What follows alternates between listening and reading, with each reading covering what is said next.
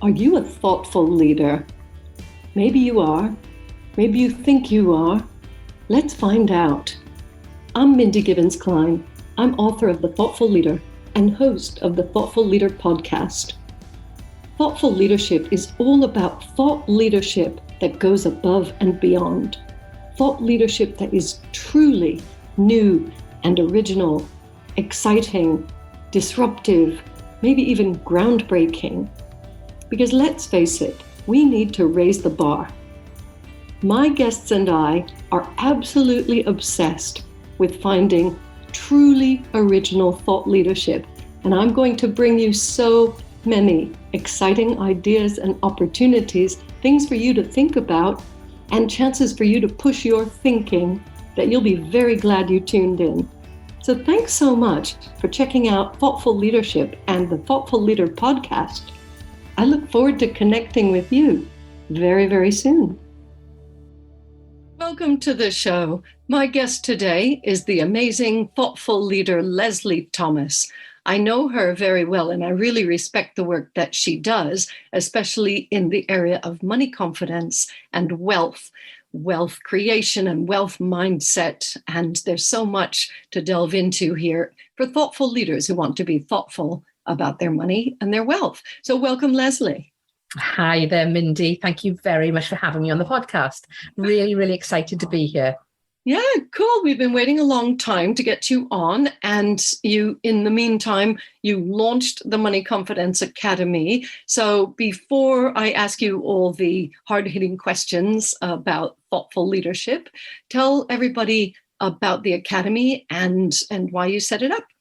Okay, so the Money Confidence Academy came about as a result of the work that I do with female online business owners who recognize that there's something going on within them that is holding them back from making the money that they want to be in their business. They can't quite put their finger on what it is, but they recognize there is something there to do with their confidence with themselves, with a mindset that they have around their success and their ability to make more money. So I work with them to help them to establish what is really going on at a core level, what is going on with regards to their limiting beliefs, and help them to relearn the bad habits that they have created for themselves in terms of the conversation they're having with themselves. So when you say about making more money, I always have to pick on these phrases that sound like they might have some judgment in them, because isn't it true that some people are perfectly happy and content with the amount they're bringing in either to their business or to their household, and they don't constantly want to be told to make more money? Or is there something else to do with this?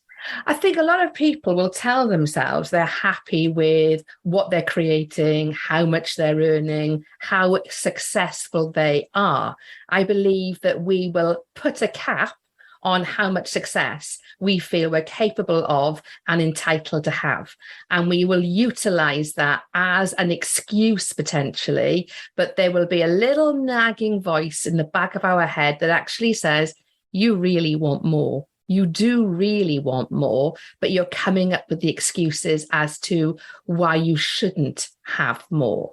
And I think when it comes to creating more wealth, having more financial success, we shouldn't feel as though we need to stay away from actually inviting that into our lives, because the more money we have, quite simply, the more choice and options we have to what we do with it. Thank you, because I think a lot of people focus on the money, and money is energy, money's an enabler, money is the means to the end. Sometimes, it's about the money, having paid off many, many loans and mortgages and cars over the past, I guess I was going to say it's about the money, but it wasn't. It's about having that house paid for, that car paid for, and getting rid of that feeling like, I owe X amount to whoever. And I have lots of experience accumulating debt and paying it off. And we can chat about that later in the show. But the interesting thing is people really need to stop and listen to that nagging voice. They need to recognize there's something going on.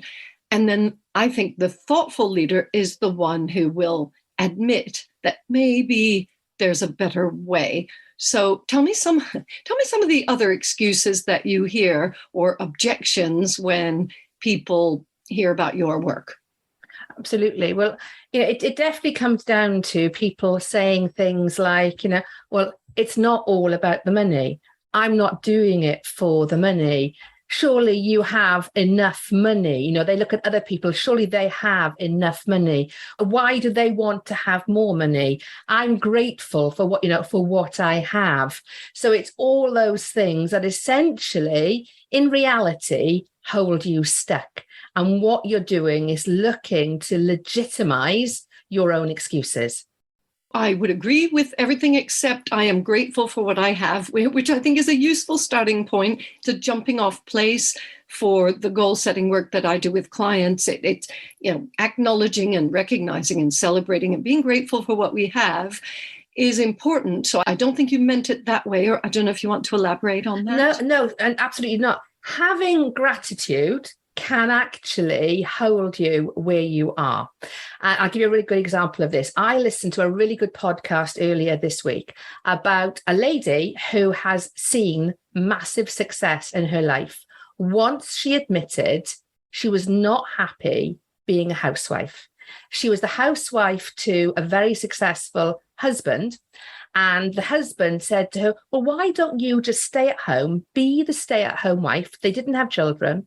Be the stay-at-home wife. When children come along, you can then be the stay-at-home mum. So her role was to look after the house, look after the husband. And she was really, really down on herself for not being grateful for what she had. She genuinely felt gratitude was holding her back. And I think we can use gratitude as an excuse. I have a roof over my head. I have a good relationship. I have 2 healthy children. Should I really be looking for more? Or am I being ungrateful? So gratitude can be a double-edged sword if we don't really dig into, are we using it as that excuse? Are we using it to hold us back? And I think we can genuinely use it as the excuse to not want to strive to get out of that comfort zone and to want to have more. Oh my goodness. This is why we do the show, because the real insights come out. And the listeners who follow our guests know that we never just leave it at the surface level. The whole point is to go deeper and to really explore. And there are so many different angles that in this particular case, there are so many nuances, because I've studied a lot of personal development, and so have our listeners and viewers. And yet, this is a new insight. So thank you for sharing that. And you brought in one of my favorite, not really, my least favorite words, should. So I know you weren't saying should, you were doing a bit of a role play, should I be grateful? Let's pick up on that, because I know you have experience with this, Lesley. You're very talented in this area. Is that helpful when people are saying should? What is that actually doing? I think should can model the art of the possible to a certain extent. It's when you have that ability to self-reflect on what is holding you back. Because I think when we know that we want more, we know we want more. Whether we actually enact on it and take action on it is a different matter. And I think when we put in a word like, I should be doing this, it does give you the ability to think, if I should be doing it, why am I not doing it? What is it doing it for me to not take that particular action? What am I benefiting from? But if I take action, also, what will that result be as well? So when should is used as a self-reflective question to actually understand the real motivation behind the inaction, then I think it can be helpful. And I think it is that ability to self-reflect and question yourself, that is when it can be valuable to understand your own use of certain language. I love this so much because we get a lot of black and white use of language. There are always gray areas. There are always nuances. And, I aim to push people a little bit just to stop and think. And reflect, of course, is one of our favorite words at The Thoughtful Leader. That's what people do when they have that self-awareness. So you actually need to become aware that there's a disconnect, whatever. We're talking about wealth and money today, and your confidence and your mindset around it. But everything we do in life, if there's a disconnect and we feel it, you need to become aware. You need to take a step back. This is a reminder for our listeners, and then decide what to do. So that should has been, we've heard in many circles, oh, don't say should. It's a bad word. But actually, this is shining a new light on it. So Lesley Thomas, you have come up with these insights and this methodology and your programs and everything, partly due to your professional development, but also possibly from personal experiences. And I invite you now to share something from your personal experience where maybe you weren't always a thoughtful leader around this.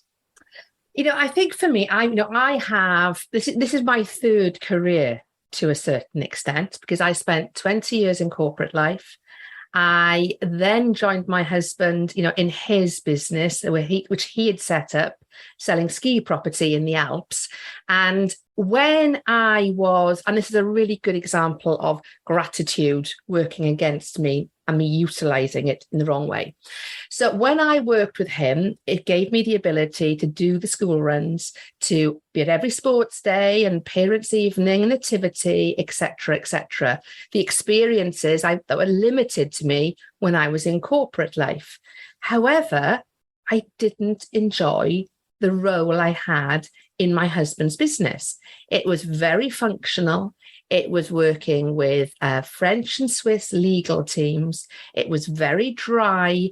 It was not in any way playing to my strengths in terms of me having always been motivational, being confident, etc., etc. But I felt I had to be grateful because I was having the opportunity to be with my children, to choose the hours that I worked, to carry on building my career. It was only about 4 or so years ago that I thought, is this really, really what I want? Do I really want to be heading into my 50s doing something that was not lighting me up, that was not fulfilling me? So I decided to retrain as a business coach. And although I have coached and mentored informally throughout my career, actually taking that step to formalize, to get qualified, to get accredited, etc., etc., into the coaching world was like going through the wardrobe into Narnia. This world was opened up that I did not know existed. Some of it excited me. A lot of it really, really scared me because I had to proactively take myself on a daily basis out of my comfort zone and to do all the things that I had to do to become visible, to effectively grow my business, to make people aware of who I was and what I did. I'm really, really glad and grateful I did it. I just wish I had done it sooner. But the caveat was, if I had done it sooner, I wouldn't have had the time that I had with my children. My children are now 14 and 16, so they can cope. They're far more independently established than they don't need mum around. They certainly would not want mum at the school gate, for example. They go on the bus. I don't have to do the school run, etc., etc. So in reality, I could not have done this 10 years ago. So it happened at the right time for me, but I do know that sense of responsibility and gratitude for having the ability to spend that time did hold me stuck. Wow, this is real food for thought. And as you were telling your story, I remembered when I became an entrepreneur, and this was after being made redundant, laid off 3 times. And at that point, my kids were 5 and 6. And I decided, no, I'm not going to take another corporate job. So similar to yourself, I started up on my own. Well, I didn't join my husband's business because he was doing property maintenance, and I would have been a liability as opposed to an asset. But I started my coaching and consultancy business. But I just had that feeling, wow, I don't have a boss. I don't have to report to anyone. And I tell my story in a different way because it held me back. And also, funny enough, having a pot of money held me back. That's to explore. Maybe we can explore that next. But I had a cushion from those 3 redundancy payments and a car that was given to me. And, all of that, I was more comfortable than I should have been, maybe. So looking back at those days, I wasn't really very motivated to work hard. I felt I didn't need to. What do you make of that, amateur psychologist, expert consultant in this area, Lesley? And, that is absolutely it, and it, it does very much depend on your mindset, but it also depends on your money archetypes as well. Because there are 8 money archetypes, and our relationship with money is defined by which of those 3 archetypes define our relationship with money. And when we have certain situations come into our lives, so it could be a pot of money, we take our foot off the gas, we relax back a little bit, we no longer feel we need to be out there grinding to bring in more money. We will, and that's a connector very often, archetype will have that requirement. But we have to be aware that that pot of money will run out. And we will have to start taking action again. When you understand your 3 money archetypes, and I define them very, very briefly as being the directors of our board. We're the chairperson. Our money archetypes are our 3 board directors. When we understand the characteristics, the strengths, the weaknesses, the challenges of our board directors, we can then lean into the right money archetype, the right board director to help us to come to the right decision with regards to our money. And once you recognize that you have a certain behavior around money, then you can decide, is that a good behavior to have? Is that a helpful behavior to have? Or do I actually need to look towards another behavior that is going to serve me better? And I think when it comes to relationships with money, when we are given money, when we have suddenly had a bonus or something like that, that has given us a pot we weren't expected, recognize what is the behavior, what happens for you, what happens to your activity and your action and your planning, etc. Is that helpful to have, or actually are you harming yourself in terms of being able to create that consistency of revenue and wealth coming into your life and business? Thank you for sharing. And by the way, listeners and viewers, you can and should connect with Lesley, look up the money archetypes, connect with her, and figure out what tools she has that can help you with your money journey and your money mindset. There was a happy ending. Well, it's not the ending. My life is not over, but a happy next chapter, because when I left corporate and I was so unprepared to work for myself and I didn't do any of this thinking, and I was like, woohoo, it's party time. 15 years later, believe it or not, the pension fund was finally resolved because all of that money was frozen. So I did get another pot of money. And I'm proud to say that I had done a lot of personal development and training, a lot of mindset stuff. I'd been through a lot, and I didn't just fritter it away. So there is money invested that would not have been there. Well, it wasn't there before. And some was spent, but it was all done very consciously. And as the listeners might guess, very thoughtfully. But this is harder for some people than others. So is this back to the archetypes? Absolutely. It's absolutely back to the archetypes, because some money archetypes love, love, love to save, to the detriment of never, ever feeling comfortable enough to spend anything, never wanting to invest in themselves, never wanting to invest in their future. Another money archetype loves to be seen, and this is celebrity archetype, loves to be seen to be successful, loves for people to look at them and see them in their, their sharp suit and their perfectly coiffed hair and their brand new handbag, etc., etc. But actually, what the outside world doesn't know, that is all paid for on debt and credit cards, because it's more important for a celebrity to be seen to be successful than their ability to actually really create that success. A nurturer archetype loves to look after others, will be there to financially support others, even when it's to the detriment of themselves financially. So really, when you look at your archetypes and your ability to save, what you like around spending, do you spend emotionally when you're upset? Do you spend emotionally when you're celebrating? Do you like to spoil others and then you don't get to the end of the month with enough money in the bank? Do you really love to bury your head in the sand and to want to ignore what's going on around you financially because you want others to look after you? So you really, really need to understand, what are my behaviors? Because once you understand your behaviors, you then put yourself in the best position to make a choice. Do I want to continue to behave like this, and this is what the outcome will be? Or do I actually want to think about the outcome and create the behaviors to support it? So money archetypes are just outstanding for you to hold up a mirror to yourself and be really told what's going on for you financially, as opposed to you just put a finger in the air and hoping you guess right.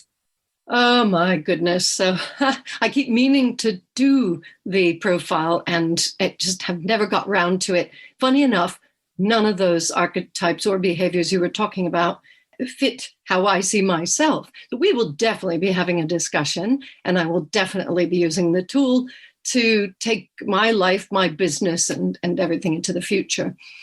So that's a promise. I have so much respect for people who can save and pay their bills and who don't get into debt and who don't overspend. So that's all on one side of the equation. However, I don't know if they are living like a monk, depriving themselves and others. So that was an interesting revelation. If I'm to be thoughtful about this, and also my clients, because the conversation comes up, let's face it, doing thought leadership strategy, writing a book, these are nice to haves. So it's almost always discretionary income or discretionary profit if their business is paying. So it's not a must. It's not like feeding yourself and heating your house. So the money discussion comes up a little bit, but I've never felt confident talking about someone else's money. Can you just, let's do a little therapy here. Let me get back on the couch. What would you say about that? Because I always think, well, it's up to them to figure it out. Am I right? Yeah, yes and no to a certain extent. First of all, we should never put ourselves in somebody else's bank account or wallet. Never make assumptions as to what somebody can or cannot afford. Never make assumptions as to what is going on in somebody else's life. You might look at somebody, assume they're wealthy, and therefore get really affronted when you go out for a meal, you offer to split the bill, and they say no, you get it this time, I'll get it next time, and you're affronted because they've kind of got, well, hang on, you or I can pay for it all, and then you'll pay for it next time. What's that all about? And they have different views on how to do things. I've had a client recently who has had that exact situation where one of her friends is perceived to be very, very wealthy. She is not as wealthy as her friend, and they've gone out together and they've gone out for lunch. She's paid for it with the assumption the friend will give the money, at the end of the day. The friend hasn't, and then what do I do? Do I ask her for the money? It wasn't that much. Do I just leave it till next time? And I've said, well, you've got to do what you feel comfortable with. But I would imagine your friend has probably just forgotten, just needs a gentle reminder. Or you could quite simply say, this time it's on me. How about next time we go out, you can treat me? So you come to an agreement that satisfies your need, as well as understanding there could be more going on with somebody in terms of what is happening to them than you actually perceive. So we need to be viewing situations at 360 degrees, not just through our own perceived lens. Yes, and this is about considering, and consideration is a huge part. In fact, it's the definition of being thoughtful. I just wonder where to draw the line. So you mentioned clients, and one of mine leapt into my head because she said, well, I'm going to cash in an ISA, which is a savings account. And I had all kinds of emotions around it because I was thinking, oh my gosh, would I do that? Oh, am I asking her to cash in her ISA just to work with me? Turns out, I found this out a year later. I mean, I didn't say anything. It was none of my business, but it prowled around in my head. A year later, she let on that she had lots of money in ISAs. She was just cashing in one, and that was her choice. And she didn't happen to have cash in the bank. She didn't want to put it on a credit card. Go her. And she cashed in the ISA. And I made it mean something completely different. And I made a vow that I would never suggest that to clients. Never say never, right? So it became a whole big thing, and when it was actually something quite small for her. And that's exactly it. Your client had the foresight, didn't she, to put money away, to be able to increase it tax-free, et cetera, et cetera. So rather than just sitting in a bank account, not making any or making very, very little interest, instead, she was saving for a future day when she would want to invest that money somewhere else. And I think that's what it comes down to. Some people have a driving need to know exactly where their money is, and it is safe, and it'll just keep growing in the way that it's growing. Whereas for other people, investment means investment in themselves. And that is, the greatest investment that we can make is when it's in ourselves, our self-development, growing our business, etc., etc. But we do have to understand that we all have a different set of values upon which we make decisions, and to remove that judgment that how you might view expenditure is very, very different, and investment is very, very different to how somebody else may measure it as well. That is exactly what I wanted to end with, because it's all about your character. It's all about someone else's character. It's their personality, their makeup, their archetype or archetypes. So listeners, viewers, again, make sure you connect with Lesley. Make sure you look at her website, her LinkedIn, figure out about the archetypes, consider doing it for yourself and hence for others who you communicate with on a regular basis. This has been exceptionally profound. I love doing these podcast interviews. A little plug for the podcast. If you guys, sorry, I'm trying not to say guys. If you all like or even love this podcast, please give it a review. Please give it a thumbs up. Please share about it. It's the way that we expand our network and get this information and this wonderful wisdom out to more people. So I'm grateful, and there's no drawback to me being grateful for our listeners, for our viewers, and most importantly for our guests, and in particular our guest today, Lesley Thomas, who is all about money confidence. I hope you've enjoyed it. I certainly have. Thank you, Lesley. Thank you, Mindy. I hope you've enjoyed this episode of The Thoughtful Leader, and I hope it's inspired you to be more thoughtful as a leader in your business.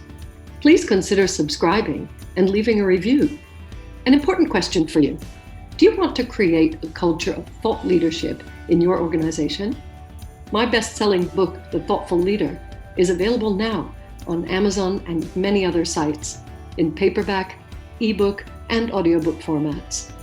Please visit www.mindygk.com for more great content. That's www.mindygk.com. Speak to you again soon.